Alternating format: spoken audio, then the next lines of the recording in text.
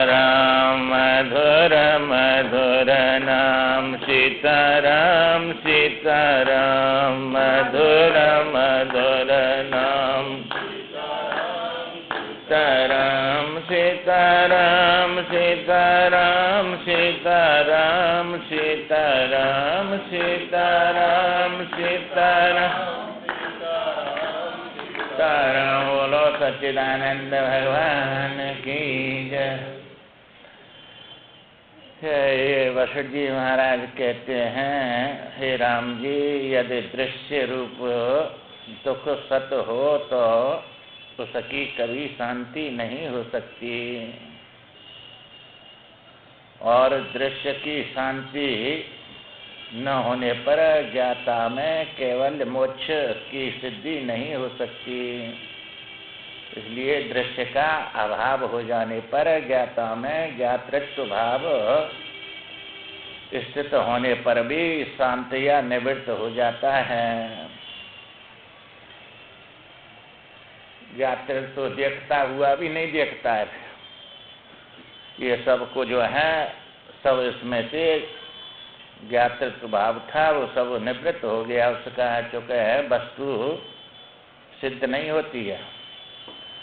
अब मन के स्वरूप का विवेचन, मन एवं मनः कल्पित दृश्य जगत की असत्ता का निरूपण तथा महाप्रलय काल में समस्त जगत को अपने में लीन करके एकमात्र परमात्मा ही शेष रहते हैं, और वे ही सबके मूल आत्मा है, इसका प्रतिपादन कर रहे हैं।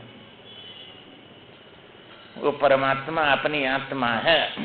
भगवान राम ने पूछा, गुरुजी ये मन का स्वरूप कैसा है, यह मुझे स्पष्ट रूप से बताइए, क्योंकि मन ही इस संपूर्ण लोक मंजरी का विस्तार करता है। ये संसार रूपी जो बेल है, इसका विस्तार मन ने किया, उसका स्वरूप क्या है? वशिष्ठ जी कहते हैं, हे राम जी, जैसे शून्य तथा जड़ आकाश वाले आकाश का नाम मात्र के अतिरिक्त दूसरा कोई रूप दृष्टिगोचर नहीं होता, उसी प्रकार शून्य एवं जड़ रूप इस संकल्पात्मक मन का नाम के सिवाय कोई वास्तविक रूप नहीं दिखाई देता। जैसे आकाश का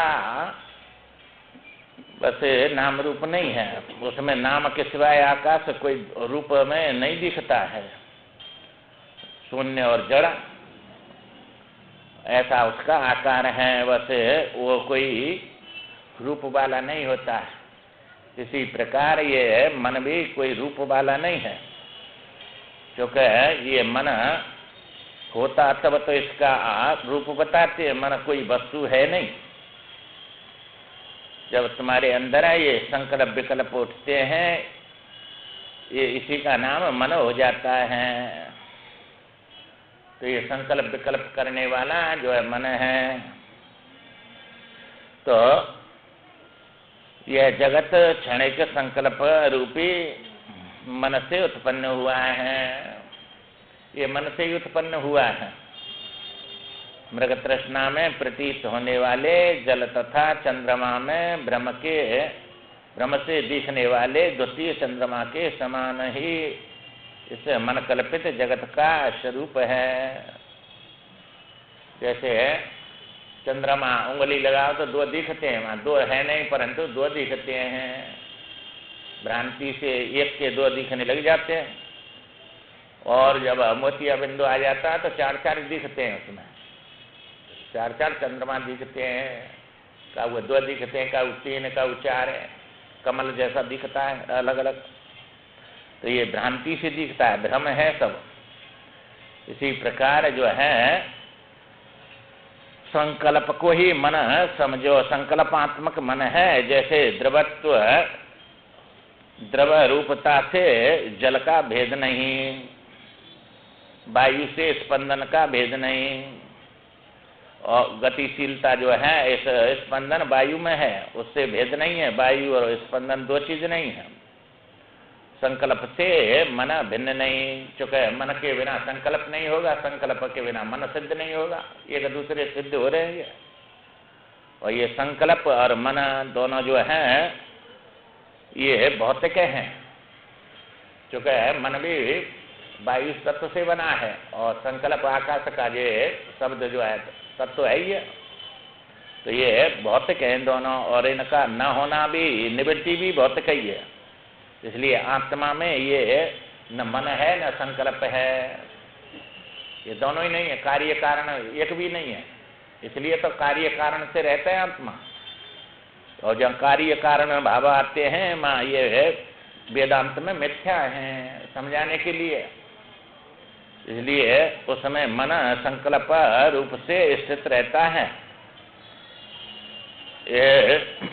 विषय के लिए, माने विषय में मन संकल्प रूप से स्थित होता है तभी विषय का ज्ञान होगा, और मन में विषय रहते हैं इसलिए उनका ज्ञान होता है। तात्पर्य है कि जो संकल्प है वही मन है, संकल्प और मन को कभी कोई पृथक नहीं कर सकता। अलग अलग होंगे तो ना तो फिर जो है संकल्प रहेगा मन के बिना, ना मन रहेगा संकल्प के बिना, अतः अलग हो ही नहीं सकते। इसलिए एक ही वस्तु है ये, बिना विचार के ये दोनों शरीर है। तो तुमने समझ लिया ये शरीर मैं नहीं हूँ, बस ये तो इसलिए दुखी रहता है, या शरीर को तो समझ लेता है मैं नहीं हूँ, पर सूक्ष्म शरीर चित्त को मैं नहीं हूँ ये नहीं समझता है, चित्त को आत्मा समझता है। इसलिए वह विषय में से चित्त को अलग करना चाहता है, तो विषय से चित्त अलग हो जाएगा तो फिर चित्त ही नहीं रहेगा, वहाँ तो आत्मा हो गया। और चित्त में से विषय नहीं आएंगे तो विषय ही नहीं रहेंगे, आत्मा हो गया। इसलिए ये नहीं समझता है ये चित्त भी जो है शरीर है, सूक्ष्म शरीर है। मन के हो चाहे चित्त के हो, बुद्धि एक ही के नाम है सब, अंतःकरण ये पांचों एक ही नाम में आ जाते हैं, कुछ भी नाम ले लो एक ही है। अब ये दोनों जो कार्य कारण भाव है ये दोनों, और ये अज्ञान से उत्पन्न है हुए हैं। तो ये स्थूल शरीर जो दिख रहा है ये है कार्य है, और इसका कारण मन है, और मन का कारण जो है अज्ञान है, अज्ञान शरीर है वो, मन सूक्ष्म शरीर है, और ये स्थूल शरीर है। ये तीन शरीर है कि नहीं? तो तीनों शरीर में नहीं हूँ, वैसे इन तीनों शरीरों को देखने वाला मैं हूँ, तो वो चेतन है, और ये तीनों जड़ हैं। तो जड़ और चेतन दो ही तो चीजें, तीसरी कहाँ है? ये सब तुम्हारी कथा है, ये अपने को भूल के ऐसे दुख में पड़े हैं, ये जन्म मृत्यु और भाग दौड़ में दुनिया भर की आफत दुख उठा रहे हैं। ये अज्ञान ही दुख दे रहा है। सब दूसरे की कथा सुनने में आनंद आता है, परंतु अपनी कथा सुनने में ज्यादा आनंद आता है। ये तो अपनी नहीं समझता है, इसलिए समझ में नहीं आती ये बात, ये दूसरे की समझता है। तो ये जब तक अपने स्वरूप को नहीं जानेंगे तब तक मुक्त हो ही नहीं सकते। माया ईश्वर आपको जाने का ये सोचिए, ये माया को नहीं जानता, ईश्वर को नहीं जानता, अपने को नहीं जानता, इसलिए ये जीव बना हुआ है। और जीव जो है कर्ता और भोक्ता, ये दुख सुख में शोक मोह सब जीव में ये अज्ञान से आ रहे हैं। सब अज्ञान अविद्या राग द्वेष अभिनिवेश, ये पांच कलेशों में फंस गया। तो अज्ञान के कारण है, अज्ञान कारण शरीर है, और ये मन सूक्ष्म शरीर है, और ये स्थूल शरीर है। ये तीन में ही तो फंसा हुआ है ये अज्ञान के कारण। अज्ञान जो ये है नहीं, छाया है, ये तो तुम्हारी छाया है, छाया के बिना तुम रहेंगे, पर है तुम्हारे बिना छाया बनेगी नहीं। और ये जड़ छाया तुम्हारा क्या बिगाड़ेगी सब, परंतु फिर भी कितना दुखी हो रहा है ये जीव, इसे को छोड़ना ही चाहता है, और इससे कुछ मिलता है नहीं। जागे हानि लाभ, कुछ न लाभ है तुम्हारे स्वरूप में, ना हानि है इससे कुछ। इसलिए अपने स्वरूप में ही आनंद है, इसमें आनंद कहाँ है? आनंद समझ के दौड़ रहा है रात दिन, कितने जन्म बीत गए। गोपी कहती हैं हम अपनी आत्मा से अलग होके तेरे लिए रो रहे हैं कृष्ण, हम जानते हैं तू हमारी आत्मा है। जब तुम्हारी आत्मा से है, हमारी आत्मा से हम अलग हुए हैं, तभी तुमको जो है तुम्हारे लिए रो रहे हैं, तड़प रहे हैं। तो आत्मा ही आनंद स्वरूप है, वो आनंद के लिए तो रो रहा है सब जीव, उसी के लिए दौड़ रहा है। वहाँ मिलेगा, वहाँ मिलेगा, वहाँ चलो, ये करो, वो करो, तमाम दुनिया भर की ये आफत जितनी भी आई हैं, ये सब कलेश अज्ञान से ही आए हैं, अपने स्वरूप में है नहीं। ये स्वप्न के समान है। स्वप्न में तुम जो है भूखे टूटे दुखी सुखी कितने घूम रहे हैं वहाँ, और अपने स्वरूप में घर में जो के त्यों हैं तुम, न भूख है, न प्यास है, न दुख है, न सुख है, कुछ नहीं है। तो ये दृष्टांत दे रहे के सब समझाते हैं। इन दोनों में पार्थक्य का अनुभव किसी को नहीं हुआ कि तुम मने अलग कर दो और संकल्प अलग कर दो, अलग अलग कर दो, ऐसा अनुभव किसी को हुआ ही नहीं। साथ ही रहते हैं दोनों। क्योंकि संकल्प मन के बिना सिद्ध होगा नहीं और मन संकल्प के बिना सिद्ध नहीं होगा। तो जैसे वो अगरबत्ती जलाते हैं रात में, तो उसके मुख पे जो प्रकाश है वही घुमाने से चक्रवक्र दिखता है। तब वो घूम रहा है तब भी वो चक्रवक्र नहीं बना है, वो तो अपने स्वरूप में ज्यों करते ही है प्रकाश। अंधेरी रात में तुम्हें चक्रवक्र दिखेगा घूमने से। घूमने का नाम चक्रवक्र का नाम मन है। तो वो चक्रवक्र तो उसमें है ही नहीं, वो तो प्रकाश ज्यों का त्यों ही है, घूम रहा है तब भी उतना ही है उसके मुख पे, और स्थिर कर दिया तो भी उतना ही है। वो न बढ़ता है न घटता है। घुमा रहे हैं, जब लंबा दिख रहा है, गोल दिख रहा है, वो बड़ा हो गया है घुमाने से नहीं हुआ, स्पंदन से दिख रहा है। और जो है स्थिर कर दिया तो वो इतना ही प्रकाश है अगरबत्ती के मुख पे, ये बाजरे के बराबर है। तो उतना ही तो है, वो घूमेगा तो भी उतना ही है और न घूमे तो भी उतना ही है। पर घूमने से वो लंबा चौड़ा दिखता है, उसका नाम मन है। तो वो कोई तत्व नहीं है, प्रकाश है छोड़कर है। वो स्पंदन जो दिख रहा है तुम्हें धनुष जैसा या जो है वो चक्रवक्र के रूप में, वो कोई तत्व नहीं है। ऐसे ही ये कोई तत्व नहीं है मना। इसलिए ये जो है कभी अपने स्वरूप नहीं है। ये जो ना मना से अतिरिक्त और कोई संकल्प, ये जो है इनके कोई स्वरूप नहीं है। ये दृश्य प्रपंच वास्तव में उत्पन्न ही नहीं हुआ है। ये वास्तव में उत्पन्न ही नहीं हुआ है, फिर भी सब दिख रहा है ये।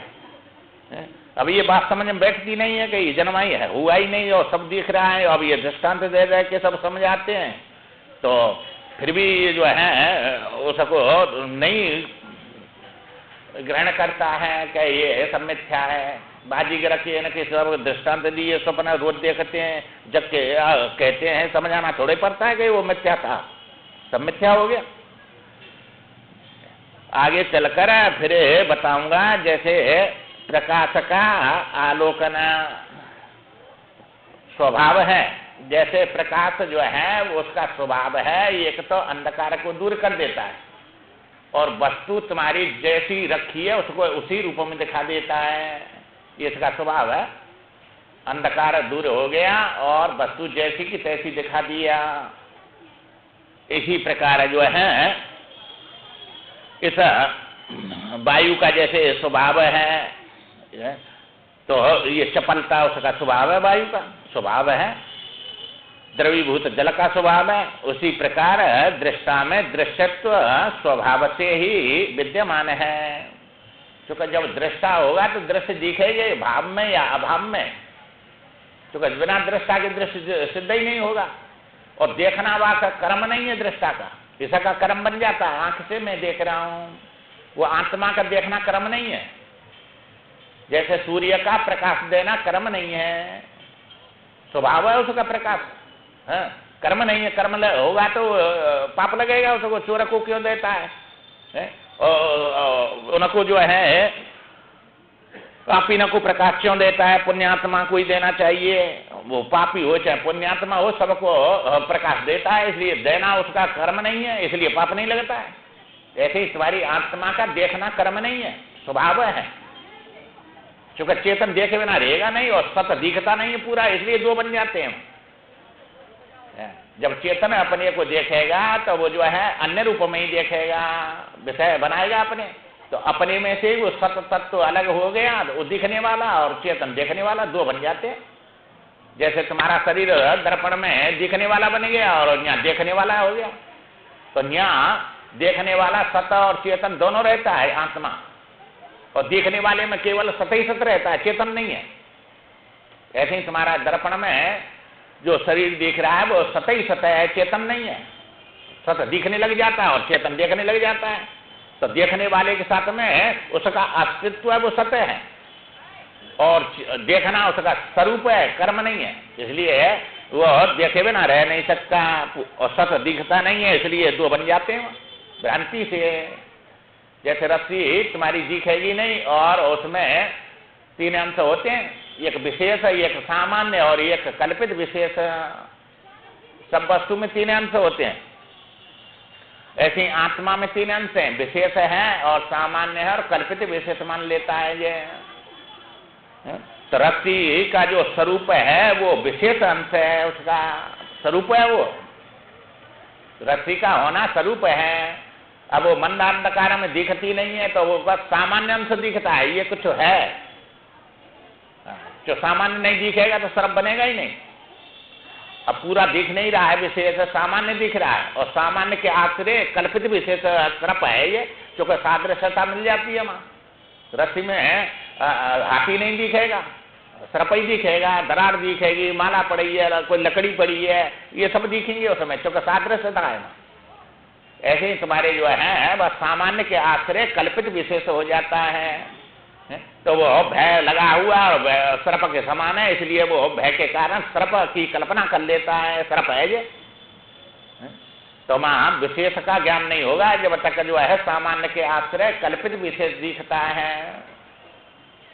तो अब वही जो है रस्सी विशेष न देख के सामान्य दिख रही है, और फिर सामान्य के आश्रय कल्पित विशेष सर्प रूप में दिख रही है ये कई, और उसने ये सर्प रूप में जो भासने लग गई।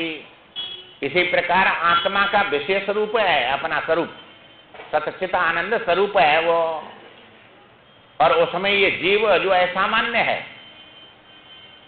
अब यह विशेष को न जाने के आत्मा को सामान्य को जानता है कि मैं हूं, तो मैं क्या हूं, कि शरीर हूं मैं, कल्पित विशेष कर लिया। जब पूछेंगे तू कौन है, तो पुरुष बताएगा या स्त्री बताएगा, लड़की या लड़का, यही तो दो बताएगा, या शरीर को ही मैं मानता है, कल्पित विशेष को और सामान्य के आश्रय है। तो ये शरीर ही दिखता है, जीव कहां दिखता है, जीव को भी शरीर ही मानता है, शरीर ही मैं जन्मा हूं, मैं मर जाऊंगा। जब जीव ही नहीं जन्मता मरता, तो ये जो है आत्मा कहां से जन्म मर जाएगा। तो ये जो है जीव को अपना स्वरूप नहीं समझता, शरीर को ही समझता है, और शरीर को लेकर सब दुख है ये मैं मेरे के सब ये इसी में। अब मैं जीव और मेरा शरीर, या मैं शरीर या मेरा शरीर, दो ही तो बात बोलता है और इनके संबंध बना लेता है। इसलिए जो है वही सत्ता जो है, जो सर्व व्यापक सत्ता है, वो एक है, और वही सत्ता इस फूल के रूप में दिख रही है। या सत्ता निकाल दो तो फूल सिद्ध ही नहीं होगा। ये अन्य होने से जड़ दिख रही है, फूल जड़ है कि चेतन है, जड़ है, और वही सत्ता एम के रूप में दिखती है, और एम के रूप में चेतन दिखती है, और अन्य के रूप में जड़ दिखती है। सत्ता ये कही है दोनों में, इसलिए वह सत्ता है एम को मैं चेतन हूं ऐसा समझता है। चेतन दिखती है, चेतन है नहीं, क्योंकि चेतन दिखता ही नहीं है, जड़ ही दिखता है। तो ये चेतना के रूप में दिखती है अहम होने से, और इदम होने से जड़ के रूप में दिखती है, ये सत्ता ये कही है। इसलिए वो जो है अब फूल मेरा है या मैं फूल में हूं, ये दो कल्पना कर लेता है। जैसे शरीर मेरा है या शरीर में हूं, ये दो कल्पना कर लेंगे।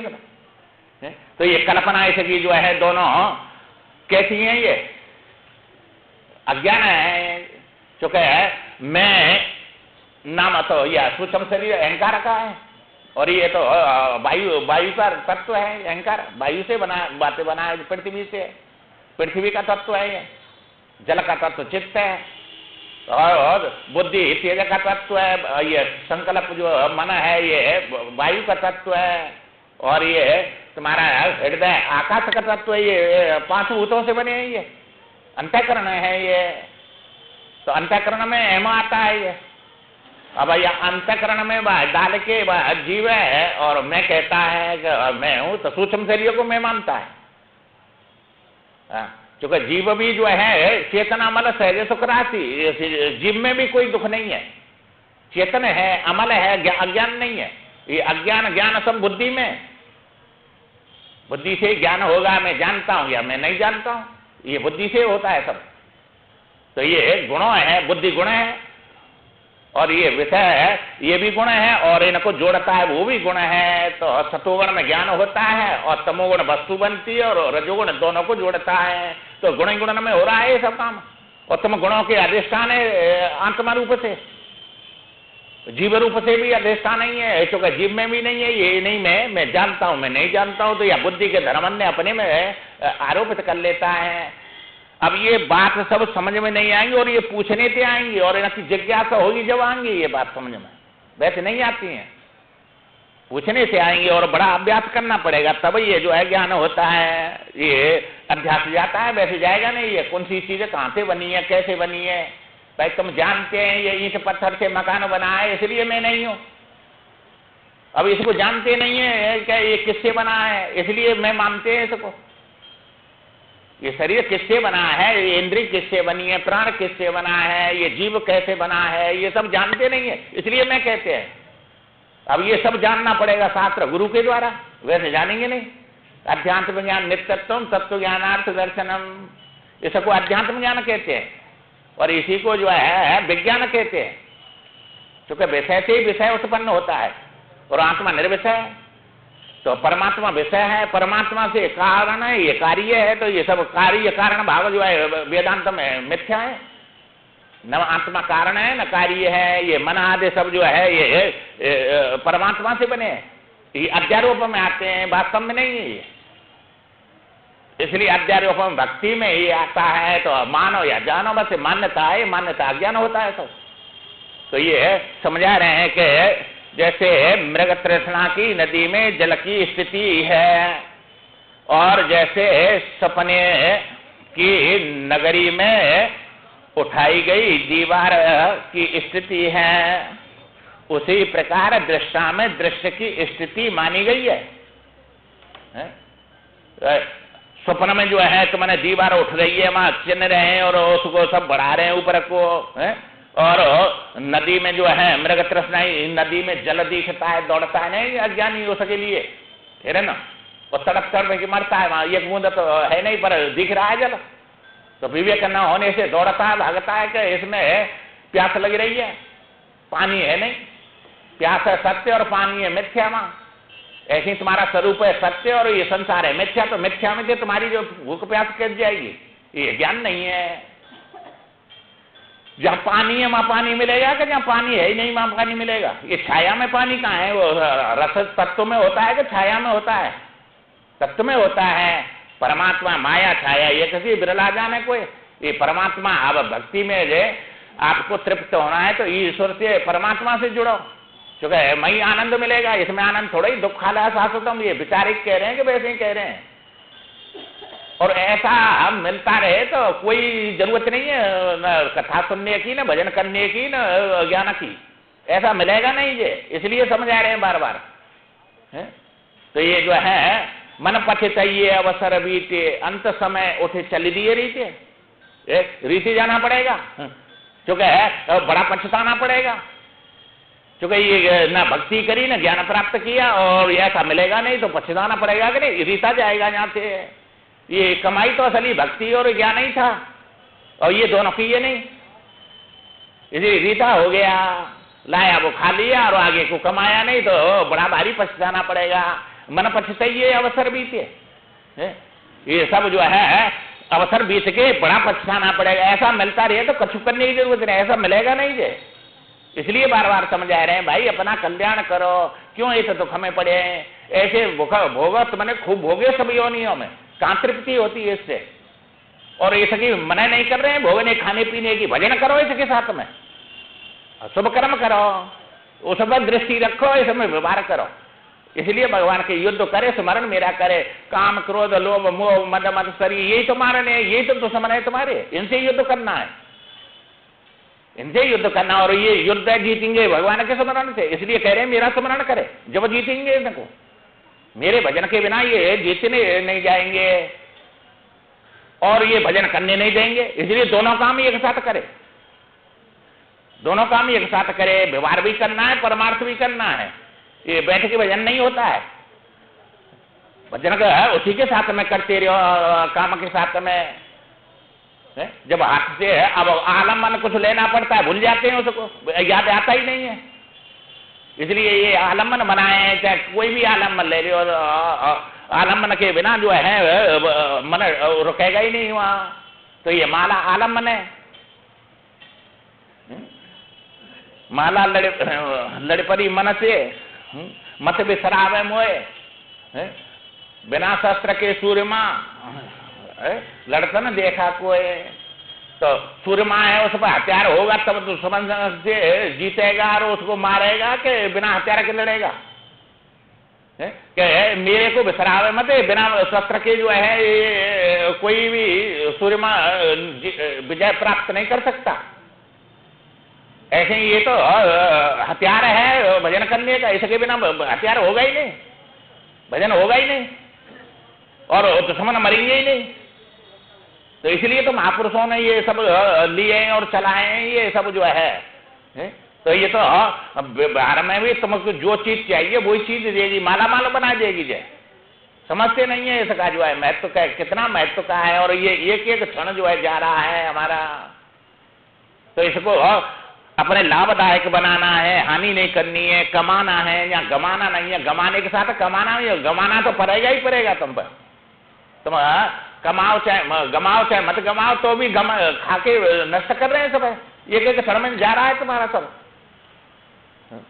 और ये कमाना तुम्हारे हाथ में, गमाना तो प्रारब्ध है। तो रोजीना आएगी, रोजीना ये सब भोगने पड़ेंगे तुमको, न चाहते हुए भी। तो ये युद्ध करना माने इनको जो है इसके साथ में अपना आगे के लिए कमाना है। तो अब ये कह रहे हैं कि हमें वैराग नहीं होता, राग है रहा, इसलिए अपनी तरफ दौड़ रहा है जीव जो है। दौड़ाते हैं ये लोग जो है कि हम सत्य हैं, परंतु सत्य न होने पर सत्य प्रतीत है ये सब। इसीलिए तो बार बार कह रहे हैं कि स्वप्न की नगरी की समान दीवार उठाई है, उसी प्रकार दृष्टा में दृष्ट की स्थिति मानी गई है। अर्थात जैसे उपयुक्त वस्तुएं अपने अधिष्ठान से भिन्न नहीं है। तो जो है नगर तुम जो देखा स्वप्न में तुम्हारे दृष्टा से अलग है, वो कोई स्वप्न है ही नहीं। होता तो तुम्हारे साथ आता, दृष्टा आया तो मैं दृश्य आया, सब मंच में समाप्त हो गया। न पहले था वो, न पीछे रहा, और उस काल में भी नहीं था। कोई समझावे तो कहाँ मानता है कि ये नहीं है, क्योंकि दिख रहा है उसको, और जगने पर समझाना नहीं पड़ता है, कह देता है सब मिथ्या था। इसी प्रकार यहाँ है, अब ये समझा रहे हैं।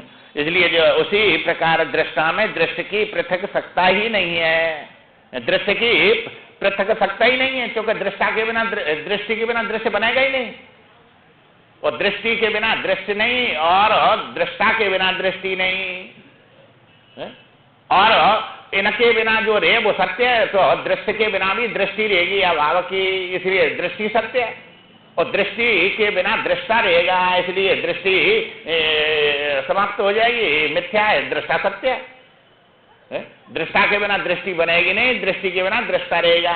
दृष्टा माने देखने वाला और देखने वाले, ये दो ही तो हैं। तुम देखने वाले और देखने वाले दो ही हैं, तीसरा कहाँ है?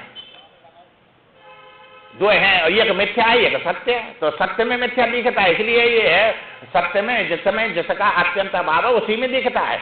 ये सत्य दिख रहा है, किस समय क्या है मिथ्या सत्य बन के दिख रहा है तुम्हारा। जैसे दर्पण में तुम्हारा वो मिथ्या होने पर भी सत्य बन के दिख रहा है कि मैं ही हूं, ये एक के दो बन गए ना। तो मैं नाम आत्मा का है, और या जब बुद्धि में जीव रूप से भी मैं नाम है। ये दो, एक नकली में एक असली में, दर्पण में तुम्हारा नकली में और यहाँ तुम्हारा असली में, और दो मैं है कि नहीं? मैं ही मैं को देख रहा हूं कि कोई और है? ऐसे ही यहाँ मैं ही आत्मा और मैं ही जीव को अपने स्वरूपों में देख रहा हूं, वृत्ति में देख रहा हूं, वृत्ति दर्पण है।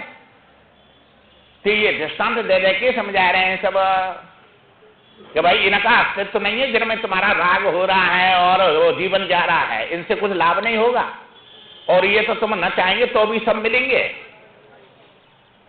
इसलिए सबकी सेवा करो परमात्मा समझ के, इनके छोड़ के भागना नहीं है। कहूं इनका लेना देना चुकाना व्यवहार में सत्य है, ये परमार्थ में मिथ्या है। इसलिए इनको भी जो है सब करना है, सब जिनका लिया उनका देना पड़ेगा, उसी को तो ईमानदार कहते हैं, धर्मात्मा कहते हैं। और जिसका लेके फिर नहीं दे उसी को बेईमान और अधर्मी कहते हैं। तो इनका सब लिया है, सुख लिया है तो सुख दिया, और दुख लिया है तो दुख लिए, सब देने पड़ेंगे। इन्हें पता है जो जो वस्तु ली है वे सब देनी चुकानी पड़ेंगी। दृष्टा से दृश्य की पृथक सत्ता न होने पर के कारण दृश्य का अभाव हो जाने पर जो दृष्टा में बलात् दृष्टापना प्रभाव अभाव प्राप्त हो जाता है। अब जब दृष्टा दृश्य का विवेक हो गया तो दृश्य बाधित हो गया, फिर दृष्टापना भी चला जाता है। करेगा किससे किसको देखेगा, दिखने वाले सब बाधित हो गए। क्योंकि ये प्रमाण और प्रमेय और प्रमाता तीन बोले जाते हैं। प्रमाता देखने वाला जीव, और प्रमाण माने है तुम्हारी वृत्ति, और प्रमेय माने ये विषय। अब प्रमाता जो है वो तभी बोला जाता है, उसके पास प्रमाण और प्रमेय होगा जब ही प्रमाता बोला जाएगा। इसलिए नेति नेति से दो को हटा देते हैं कि ये प्रमेय भी नहीं जो विषय बना रहे हैं, और जिससे विषय को देख रहे हैं वो प्रमाण भी नहीं। अब प्रमाण प्रमेय दो हटा दिए तो प्रमाता बोलने की जरूरत नहीं है, वहां तो आत्मा शेष रह गया। आत्मा शेष रह गया, तुम्हारी वृत्ति कोई नहीं है तो तुम आत्मा है, वृत्ति ले रही जीवात्मा है। बस कोई कोई दूसरी वस्तु थोड़ी है तो वो जानने में कठिन है। कोई दूसरी वस्तु नहीं है, तुम्हारे में वृत्ति है नहीं, ये समझना है कि वृत्ति जड़ है और मैं चेतन हूं। चेतन में जड़ कहां से आएगा, छाया है ये सब, और छाया सब जो है आकार में दिख रही है सब तुम्हारे में। कितना सरल ज्ञान है वैसे जो है, इसमें कोई कठिनाई नहीं है। इससे ज्यादा सरल तो कोई है ही नहीं। भाई दूसरे को जानना कठिन है, अपने को जानना कठिन है, बताओ। दूसरे को कैसे जानेंगे, तुम्हारे मन में क्या है हम जान रहे हैं, तुम्हारे मन की बात है कि तुम हमारे मन की ये जान रहे हैं, पर अपने मन के अपने को जानना है कि नहीं कि मैं सब बात है ना। तो अपना जानना कितना सरल है, दूसरा जानना कितना कठिन है। हाँ, तो अपना स्वरूप बता रहे हैं देखिए, तुम्हारा स्वरूप दृष्टा है और दृष्टा में दृश्य है नहीं, दृष्टि ही नहीं है उसमें। क्योंकि चेतन में जड़ कहां से हो, इसका कारण ही नहीं है। चेतन से चेतन ही उत्पन्न होगा, और उत्पन्न कहां से जब उत्पन्न होगा तो चेतन चेतन ये कही है। भाई ज्ञान का ज्ञान होता नहीं है, चेतन का चेतन होता नहीं है। चेतन ये कही होता है, दूसरा होता ही नहीं है। ज्ञान ये कही होता है, दूसरा ज्ञान होता ही नहीं है। ये तो विषय दूसरा है तब इसका ज्ञान हो रहा है। तो ये अज्ञान का ज्ञान है कि ज्ञान का ज्ञान है? ये सब कितना सरल है, कितना सीधा और कितना आनंद स्वरूप देने वाला। और फिर ये प्रारब्ध भोग के तुम्हारा न जन्म होगा न मृत्यु होगी और न कोई दुख आएगा। ये सबसे पार हो जाएंगे शून्य मात्र से। कितना अमूल्य वस्तु देने वाला है ये। बस मन लगा के इसको सुनो, ये हमारे काम की बात है बड़ी भारी। भाई अपनी जब समझ लेते हैं कि हमारा यह फैक्ट्री खोलने से बड़ा भारी लाभ होगा, तो पूरा तन मन धन उसमें लगाते हैं नहीं, उसके लिए लाभ के लिए। इसका लाभ नहीं समझते, इसलिए मन में नहीं आता है ये इसका सुनना और ये जो है इसमें प्रवृत्त होना। क्योंकि ये इसको समझ में नहीं आता है, ऐसा कह के छोड़ देता है। अब समझ आएगा तो जब जब सुनेगा तब, सुनता ही नहीं है। और ये कदर में समझ में आएगा नहीं, बहुत काल कीजिए सत्संगा तब कहूं। ये आगे कहेंगे कि या शास्त्र सुनने के सिवाय कोई न कर्म है, न उपासना, न तपस्या। 1000 साथ और 1000 वर्ष तपस्या करो तो जो है नाशवान फल मिलेंगे, उसे अविनाशी मिलेगा ही नहीं, क्षणिक सुख मिलेंगे सब। वो तो द्रौपदी ने कहा कि नहीं, जो भगवान का दर्शन हुआ है और जो है दर्शन देके वरदान और अदृश्य हो गया और रोने लगा कि ये मैंने चावला की भूसी मांग लिया है। तो ये संसार का राजपाट 36,000 वर्ष का राज मांगा तो ये चावला की भूसी है, और द्रवलोक है वो चावला की भूसी है। अब चावला की भूसी में क्या है बताओ? न कोई रस्सू की है, न एक बूंद रस है उसमें, न तुम्हारी भूखे बुझावेगी न प्यासे बुझावेगी।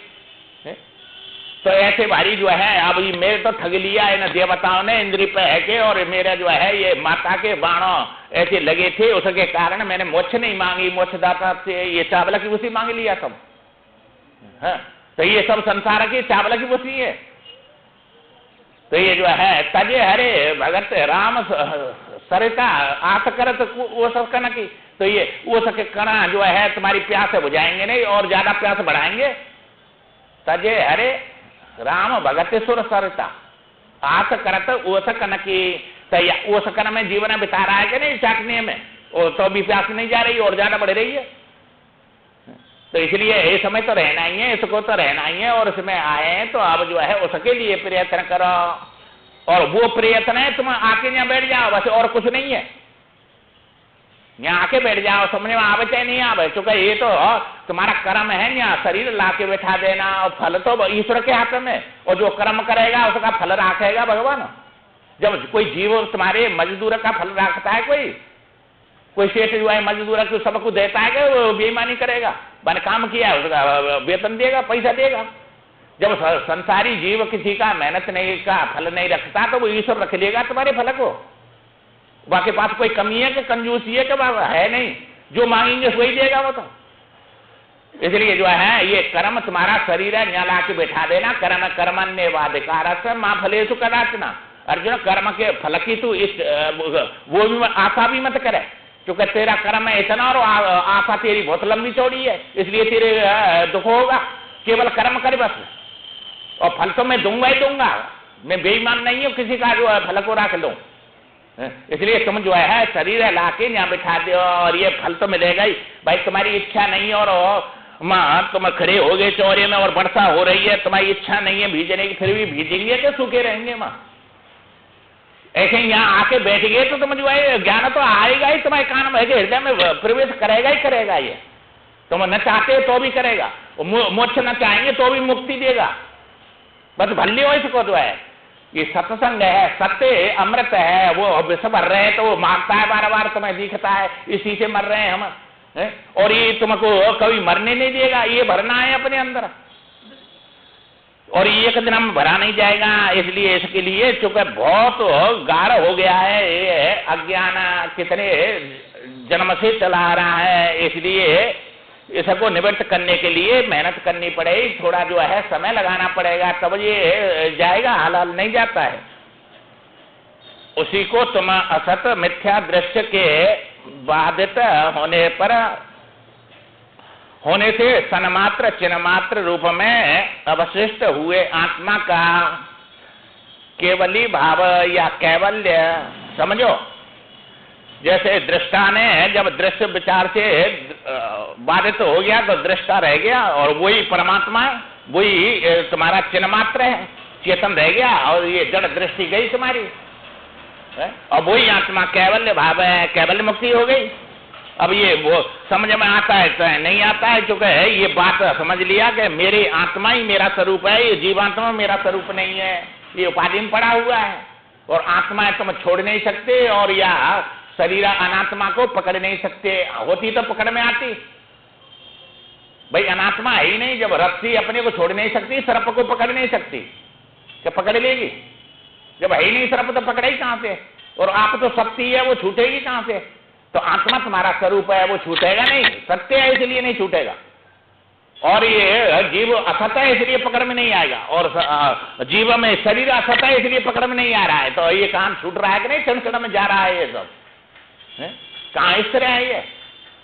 इसलिए जो है ये असत जो है कोई तत्व नाश तो विद्यते भावो ना भावो भी तथे सता, ये असत का अस्तित्व ही नहीं है, सत का किसी काल में अभाव नहीं है, हर समय तुम जो है अलुप्त प्रकाश है, लुप्त नहीं होते हैं किसी काल में। अब सो जाते हैं तब भी तुमने सुसुप्ति देखी, अभाव देखा, सुख भोगा तो कोई देखने वाला भोगने उसको है तब कह रहे हैं कि वैसे कह रहे हैं, किसी काल में लुप्त होता ही नहीं है। ऐसा प्रकाश आत्मा है। जब चित्त आत्मा के कैवल्य अद्वितीय चिन्हमात्र स्वरूपता के बोध से तादात्म्य कर के कैवल्य भाव को प्राप्त हो जाता है, तब उसकी परा राग द्वेष आदि वासनाएं उसी तरह शांत हो जाती हैं जैसे हवा के न चलने पर वृक्ष में कंपना। अब हवा नहीं चले तो कोई पत्ता हलेगा वहां? नहीं हलेगा, इस तरह हो गया सब। ऐसे ही तुम्हारे जो है जब इस समय वासना शांत हो गए तो न राग रहेगा न द्वेष होगा, क्योंकि तुम्हारे स्वरूप में राग दोष नहीं है, जिसमें राग दोष है वो तुम नहीं है, ये मन में राग दोष है, ये तुमसे अलग हो गया। अब तुम्हारे पड़ोसी में कुछ हो तो तुम्हारा क्या बिगड़ रहा है उससे? ऐसे ही केवल समझ आइए सब पड़ोसी बन जाएंगे तुम्हारे, और पड़ोसी सब जो है ये सब स्वप्न मात्र दिख रहे हैं, स्वप्न के समान। ये इनका अस्तित्व ही नहीं किसी का, न मैं का, न मेरे का, न संबंधियों का, किसी का है ही नहीं, सब स्वप्न बन गए। ये तो ये सत्वापत्ति ये चौथी भूमिका है बस, ये ज्ञान से प्राप्त होगी ये चौथी भूमिका सत्वापत्ति। और फिर जो है पांचवी जो है ये असंग शक्ति बोलते हैं इसको। भाई स्वप्न से तुम जग गए तो किसी पदार्थ में तुम्हारा संग रहेगा कि आसक्ति रहेगी? असंग शक्ति आ गई। ऐसे ही वो सत्वापत्ति ज्ञान होने पर ये स्वप्न के समान बन जाता है, इसलिए सबसे वो जो है असंग रहता है, आसक्ति नहीं होती है उसकी। और फिर उससे ऊपर समाधि में जाएगा तो पदार्थ भावनी कहते हैं, और उससे ऊपर जाएगा तो ये कहते हैं, तो उनकी जरूरत नहीं है। बस जो है पहली जो चौथी भूमिका में तुम्हारी सत्वापत्ति आ जाए और फिर ये स्वप्न बन जाता है, ना राग रहता है, ना द्वेष रहता है। बस अपना प्रारंभ पूरी करके न जन्म होगा ना मृत्यु होगी, कहीं जाएगा आएगा ही नहीं, सब समाप्त हो गए और आनंद में डूबेगा। वहां दुख में नहीं है, और आनंद का ऐसा नहीं है सुसुप्ति में तुम्हें बोध नहीं है, वहां आनंद स्वरूप में हो जाता है। उससे बड़ा आनंद तो कोई है नहीं दुनिया में। अब ये समझते हैं माँ खाना नहीं पीना नहीं, कोई सगा संबंधी नहीं, और ये नहीं वो नहीं, जो है माँ क्या मिलेगा, ऐसा मुझ में ऐसी मुझ हमको नहीं चाहिए, ऐसा समझते हैं। इसी में आनंद है। भाई इसमें आनंद होता तो तुम स्वप्न में क्यों जाते हैं इनको छोड़ के, और स्वप्न में होता तो माँ सुसुप्ति में क्यों जाते छोड़ के? तो इनमें आनंद होता तो इसी में रात दिन रहते, माँ क्यों जाते हैं सब छोड़ के? अकेले जाते हैं, किसी को ले जाते हैं, सो जाते हैं जब अकेले, और आनंद में डूबते हैं कि दुख में डूबते हैं? आनंद में डूब, और वही शक्ति प्राप्त होती है कि यहाँ दूध घी से मिलती है शक्ति। कितनी शक्ति आ गई, कितनी थके हुए थे और सो गए तो बस ताजा बन जाते हैं, कितनी शक्ति भरी, पावर भर गया। तो उसी में आनंद में से ही आनंद मिला के दुख में से आनंद मिला तुमको? वो आनंद स्वरूप है, आनंद परमात्मा स्वरूप है सुसुप्ति में, ईश्वर से एक होता है, उससे ऊपर ब्रह्म से एक होगा समाधि में, और स्वरूप में तो सचित आनंद स्वरूप ही है, वहां रूप नहीं है, हमें सब में रूप बनते हैं। इसलिए जो है वो ज्ञान वाला अपना स्वरूप आत्मा है। तो ये जो है ये सब राग द्वेष उसके समाप्त हो जाते हैं। जैसे वायु शांत हो जाए तो पत्ता नहीं हिलता है, वृक्ष का शांत हो गया। अब कोई राग द्वेष नहीं है तो तुमको दुख सुख कहाँ है? फिर राग द्वेष ही तो दुख सुख देते हैं। और ये जो है विषय को लेकर आते हैं, तो जैसे जो है जलाशय आदि में लहरों का उठना बंद हो जाता है, वायु नहीं तो ना कोई तरंग उठेगी।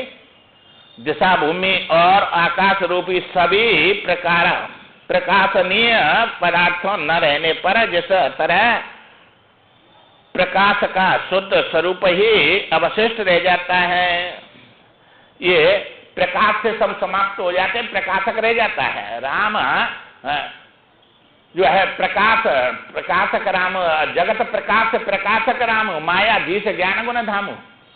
तो ये राम नाम है माने प्रकाशक का, और प्रकाश से है संसार, जगत प्रकाश से दिखने वाला है, और प्रकाशक है राम माने आत्मा, वो अपना स्वरूप है। तो ये कहते हैं वो प्रकाश रह गया, प्रकाश से सब बाधित हो गए। अब किससे राग करेंगे, किससे द्वेष होंगे? दूसरा होता जब तो तुमको काल होता तो मारता, देश होता तो कहीं जाते, वस्तु होती तो तुम उसको पकड़ते, वहां देश काल वस्तु है ही नहीं कोई, ये तो सुसुप्ति में ही नहीं रहती है, तो आनंद में डूब गए। ये देश काल वस्तु ही तो तुमको जाना आना दुख दे रही है सब जो है, और इसमें पड़े हैं। तो इसलिए वो शुद्ध स्वरूप अवशिष्ट रह जाता है अपना आत्मा। ये जो है उसी प्रकार तीनों लोक तू मैं इत्यादि दृश्य प्रपंच की सत्ता न होने पर शुद्ध स्वरूप से अवशिष्ट चिन्ह मात्र दृष्टा केवली भाव कैवल्य ही रह जाता है। वो अपना स्वरूप नेति नेति करके सबका बाद होकर है, ना ब्रह्म बचता ना ईश्वर बचता, माना जगत संसार जीव जगत कोई नहीं बचता, अपनी आत्मा रह जाती है। शेष आत्मा स्वयं का नाम होता है, इदम का नाम नहीं होता है। स्वयं मैं जाता हूँ, मैं का नाम आत्मा, मैं या नकली को या शरीर को मैं समझता है, तो ये मैं थोड़ा ही है, ये तो तुम्हारी बनावटी में है, अज्ञान के में है। तो वो असली में रह जाता है, वो तुम्हारा स्वरूप है, उसमें कोई दुख नहीं, कहीं जाना आना नहीं, भूख नहीं, प्यास नहीं, उसमें कोई किसी की जरूरत ही नहीं है वहां। भगवान राम पूछते हैं, गुरुजी ब्रह्म आदि दृश्य सत्य है, हे ब्राह्मण दृश्य जो दिख रहा है ये सत्य है, तब तो यह शांत या निवृत्त हो नहीं सकता, क्योंकि सत्य का कभी अभाव नहीं होता। और यदि जो है, और यदि यह दोष प्रदान करने वाला दृष्टा असत है, दृश्य असत है, तब यह बात हमारी समझ में नहीं आती नहीं है, क्योंकि सत्य है तो ये निवृत्त ही नहीं होगा, और कहें कि नहीं जी असत है तो ये बात समझ में बैठती नहीं है हमारी में, क्योंकि ये प्रत्यक्ष दिख रहा है सब। इसलिए ये राम पूछ रहे हैं, इसलिए यह दृश्य रूपी विसूचिका, विसूचिका माने हैजा, जैसे हैजा हो जाता है कि नहीं तो जीव मर जाता है उसमें, जो मन से जन्म आदि के भ्रम को उत्पन्न करने वाली है और दुख की परंपरा को देने वाली है, कैसे शांत हो ये राम जी पूछ रहे हैं वशिष्ठ जी से। ये दृश्य है तब तो जो है कभी निवृत्त होगा नहीं, और नहीं है तो ये जो है ये सब दुख दे रहा, समझ में नहीं आती है ये बात। इसलिए वशिष्ठ जी कहते हैं, हे रघुनंदन जिस वस्तु की सत्ता है उसका कभी नाश नहीं होता, नाश तो विद्यते भाव ना भाव विद्यते सत्ता, जैसे कि सत्ता है उसका कभी नाश, सत्य का नाश होता ही नहीं है, सत्य का नाश हो जाए तो सत्य बोला ही नहीं जाएगा, असत हो जाएगा, सत्य का कभी नाश होता ही नहीं, चेतन का नाश होता ही नहीं, चेतन में जड़ता आती नहीं, दुख में सुख में कभी दुख आता ही नहीं, और सत्य चित आनंद तुम्हारी आत्मा है, उसका कभी अभाव नहीं। यह जो कुछ आकाश आदि भूत और अहंकार के रूप में लक्षित होता है वह सब व्यवहार दशा में जगत है, ये व्यवहार में परमार्थ में नहीं है। इसको व्यवहारिक सत्य समझो, इसलिए तुम कहते हैं कि ये है नहीं, भाई यहाँ तो है, ये यहाँ थोड़ा ही अभाव करना है इसका, इस जगह पे तो व्यवहार में है, परमार्थ में नहीं है, सत्य में नहीं है, ये असत में असत है ये है? तो ये असत में ही असत है, क्योंकि ये अज्ञान में ही अज्ञान सिद्ध होता है। ज्ञान में अज्ञान कहाँ है? ये माया में ही माया है, उस मायापति में माया कहाँ है? इसलिए ये सब जितना दिख रहा है, परंतु परमार्थ दशा में ब्रह्म है, ब्रह्म के सिवाय जगत शब्द का दूसरा कोई वास्तविक अर्थ है ही नहीं। अब यहाँ तुम्हारी समझ में नहीं आता है, क्योंकि आत्मा को परिच्छिन्न समझते हैं, ब्रह्म को व्यापक समझते हैं। अब यह कार्य कारण भाव में ब्रह्म बता रहे हैं, क्योंकि ब्रह्म कारण है, ये कार्य है, तो कारण ही कार्य के रूप में दिखता है, दूसरी वस्तु तो है नहीं। उसी को बता रहे हैं कि वही कारण ही यह कार्य रूप में दिख रहा है, उसके सिवाय दूसरी सत्ता ही नहीं किसी की। हमारे सामने यह जो कुछ दृश्य प्रपंच दृष्टिगोचर हो रहा है वह सब अजर अमर एवं अव्यय पर ब्रह्म ही है। सर्वम खलो इदम ब्रह्म। जब ज्ञान होगा तो अब यह सोने का ज्ञान हो गया तो तुम आभूषण बताएंगे वह में हाथी और चेटी या राम और जो है रावण के सोना देखेंगे। सुनो भरत मायाकृत गुण और दोष अनेक, गुणों उभय न देखिए, देखे तो अविवेक। भाई राम बना दिया ये सोने का और रावण बना दिया सोने का, तो राम के सोने में कोई गुण है कि रावण के सोने में कोई दोष है? मायाकृत है ये अज्ञानी जो है, गुणों उभय न देखिए, मत मां दोष देखो बस राम के सोने में और मत दोष देखो उसके में रावण के सोने में। सोने में कोई दोष गुण नहीं है, ये तुम्हारी कल्पना में है। तो ये जो कहे ये माया कृत है, गुण और दोष अनेक है, और गुणों उभय न देखिए माने दोनों को मत देखो, तुम देखे तो अविवेक, और वो अविवेक तुमको दिखा रहा है गुण और दोष तुम्हारी कल्पना में। राम में गुण मान लिए और रावण में तुमने जो है दोष मान लिए। तो सोने में कहाँ है? ये नीचे उतर के आकार में है कि वह निराकार में है? और निराकार तो दिखता ही नहीं है, आकार दिख रहा है तुमको। और आकार तो सब जो है गुण हो चाहे दोष हो, सब जो है दोष ही दोष है, ये अज्ञान है सब। तो अज्ञान से दिख रहे, माया कृत माया के हो, अज्ञान के हो, अविद्या के हो, सब उसी के नाम है, तो उसे दिख रहे ये। इसलिए पर ब्रह्म ही है, सर्वत्र पूर्ण का प्रसार हो रहा है। सर्वत्र वो पूर्ण, वो सत्ता एक ही है और वो ही खंड खंड में अनेक दिख रही है। वो चेतन एक ही है और वो जो है खंड खंड में अनेक दिख रहा है। वो आनंद एक ही है और वो खंड खंड में अनेक दिख रहा है। तो ये सब खंड खंड बन के अखंड में ही खंड दिख रहे हैं कि अखंड के बिना दिख रहे हैं ये? पर दृष्टि मान न जाने पर इनको खंडों को जो है अलग अलग रूप में उससे अलग देख रहा है, राग कर रहा है, द्वेष कर रहा है उससे।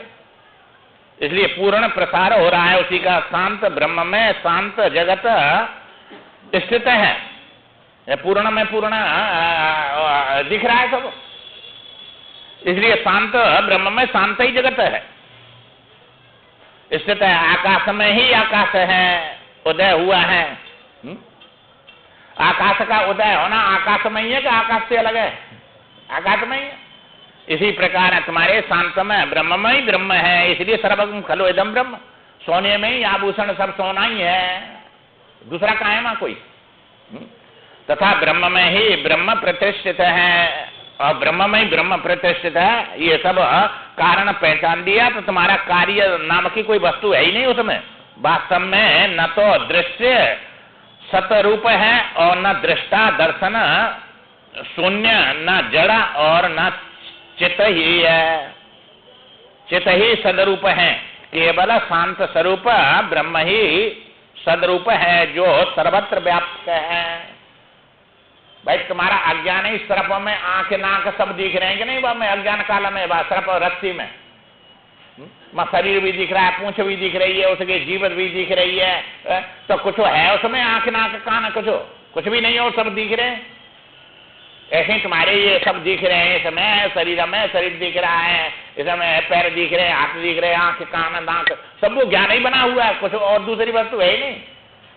वो ज्ञान ही यही सब रूपों में दिख रहा है तुमको, जैसे मां अज्ञान ही सब रूपों में दिख रहा है ज्ञान के रूप में, ऐसे ही यहाँ सब है। भाई तुमने पत्थर की जो मूर्ति बना दी है भगवान की या किसी की, तो उसमें पत्थर की आंखें, पत्थर की दांतें, पत्थर की कानें, कुछ और है, वही है, कल्पना है कि नहीं? वह पत्थर में सब की ये आंखें है, ये नाक है, ये हाथ है, ये पैर है, पत्थर है, छोड़े की दूसरी वस्तु है कि में कुछ भी नहीं। ऐसे ही तुम्हारी आत्मा में ना कोई आंख है, ना नाक है, ना हाथ है, ना पैर है, ना शरीर है, ना कोई आकार है ही नहीं। आत्मा ही आत्मा है, शरीर ही है। वो में ना स्वगत भेद है, ना सजाति भेद है, ना उसमें विजाति भेद है, वो सब भेदों से रहता है और वो ये भेद रूपों में दिखने लग जाता है। वो ज्ञान ही सब रूपों में दिख रहा है, तो ज्ञान ही सब रूपों में विषय के रूपों में प्रतीत होता है। तो विषय ये मिथ्या है और ज्ञान सत्य है, तो ज्ञान सत्य ही मिथ्या के रूप में दिखता है, इसलिए दिखता है, ये है नहीं। और ऐसा नियम नहीं है जो मिथ्या है वो प्रतीत न हो, और ऐसा नियम नहीं है जो प्रतीत हो रहा है वो सत्य हो, ये नियम नहीं है। मिथ्या भी प्रतीत होता है, आकाश में नीलिमा मिथ्या है फिर भी प्रतीत हो रही है, स्वप्न मिथ्या प्रतीत हो रहा है। ये सब दृष्टांत दे दे के बाजीगर का खेल सब मिथ्या प्रतीत हो रहा है सब। तो ऐसा नियम कहाँ है कि मिथ्या प्रतीत न हो, और ऐसा नियम नहीं जो दिख रहा है वो सत्य हो, ये सब नियम नहीं है। ये सब बतला रहे हैं। और जो है ये जगत दृष्टि के आदि में उत्पन्न ही नहीं हुआ था, इसलिए इसका अस्तित्व सर्वथा नहीं है। भाई इस स्वप्न जो है तुम्हारी उस स्वप्न काल से पहले था, उसका अस्तित्व उत्पन्न हुआ था और जगने पर रहेगा, और उस काल में भी था नहीं था तो भी दिख रहा का नहीं सब। ऐसे ये उत्पत्ति से पहले भी नहीं था और उत्पन्न हुआ तब भी है नहीं, और जगने पर नहीं रहता है, असत है सब। जैसे स्वप्न आदि में मन से ही नगर की प्रतीति होती है, उसी प्रकार यह जगत की मन से ही उत्पन्न होकर प्रतीत विषय के रूप में हो रहा है। तुम्हारे मन से ये सब दिख रहा है, तो मन जो है भौतिक है और ये प्रकृति के कार्य है, प्रकृति और पुरुष, और वही अज्ञान से सब कुछ बनकर दिख रही है। और प्रकृति पुरुष से अलग नहीं है, उसकी छाया है वो, तो छाया ही सब रूपों में ये बनके और अज्ञान के कारण सब रूपों में दिखने लग जाती है। इसलिए जो है ये बता रहे हैं बार बार, इसको सुनने मात्र से तुम्हारे अंदर चाहे समझ आना नहीं आता है, परंतु सब समझ में आता है, बुद्धि ग्रहण करती है और अंदर छप जाता है, और समय आने पर निकलेगा। जो छापेगा उसी का निकलेगा, जिसने छापा नहीं तो ये कहाँ से निकले आएगा? या मोबाइल हम भर रहे हैं तब तो इसमें से निकलेगा, भरते नहीं तो कहाँ से निकलता है इसमें? तो ऐसे ही तुम्हारा चित्त मोबाइल है। वो कहते हैं नहीं भगवान समझ में नहीं आता है। हमने कहा समझ में हमारी भी नहीं आ रहा है, तुम्हारी में कहाँ से आ जाएगा? हाँ, हमारे वो तो भगवान ने तुमको सुनने का मोबाइल है तुम, और हम बोलने के मोबाइल है, और उसने ये मोबाइल बड़ी अच्छी कंपनी के जब ग्रहण किए कि नहीं, तुम्हारे बड़े भाग्य से ये सुनने के लिए भगवान ही सुनने कि तुम सुनने? तुम्हारी समझ में नहीं आ रहा है कि उसकी समझ में नहीं आ रहा है? तुम्हारे अंदर बैठा हुआ वो समझ रहा है कि नहीं समझ रहा है? सब समझ रहा है, और वो अपनी कथा सुन रहा है और अपनी कथा बोल रहा है। हमको उसने मोबाइल बनाया तो बोलने का, और तुमको बना दिया सुनने का। तो ये कितने भारी जो है भाग्यशाली है कि भगवान ने चुना तुमको, उन्हें कचड़े में फेंक देगा ये सब मोबाइल को, फिर बड़े भारी दुख पाएंगे। इसलिए जो है उसको सुनने के लिए सुनाओ उसको, और उसकी सब समझ में आता है ये, और तुम्हारी में नहीं आ रहा, तुम्हारा तो अस्तित्व ही नहीं है, उसी का अस्तित्व है, और उसकी सब समझ में आ रहा है ये। इसलिए सुनते रहो बस, जो है इसमें प्रमाद मत करो, प्रमादो मृत्यु, और ये प्रमाद ही सबसे बड़ी मृत्यु है। इसलिए इससे बचना है तो ये इसके लिए करने योग्य कर्म को न करना ये प्रमाद बोला जाता है। इसलिए इसको करो, और आके अब ये कर देना, और है परसों तो पूरा हो जाएगा, तो आगे कथा कल करेंगे। श्रीमन नारायण नारायण नारायण, श्रीमन नारायण भजमन नारायण नारायण